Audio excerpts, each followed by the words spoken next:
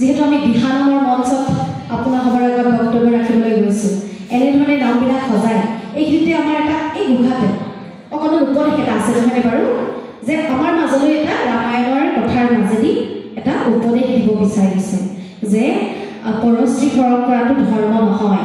তাৰ কাৰণে ৰাৱণক বিভীষণে কৈছে যে ভাতৃক তেজিলে হয়নে বাৰু সেই উপদেশবিলাক আমাৰ মাজলৈ এনেধৰণে আজি এই বিহানৰ মঞ্চতে দলসমূহে এই বাৰ্তাবিলাক আমালৈ প্ৰেৰণ কৰি থৈ গ'ল আৰু বিশেষকৈ জ্ঞানত জ্যেষ্ঠ বয়সতো জ্যেষ্ঠ মোৰ দুয়ো কাষে দুজন ভাতৃপদী মই নিজৰ ককাইদেউ বুলি লৈছোঁ আজিৰ পৰা এওঁলোকক পাইছোঁ এওঁলোকক মই আগতে পোৱা নাই তেনেকৈ হয় এইসকলে যি বক্তব্য আপোনালোকৰ আগত আগবঢ়ালে সেইখিনিয়ে বহুত কিন্তু বৰ বিশেষ নকওঁ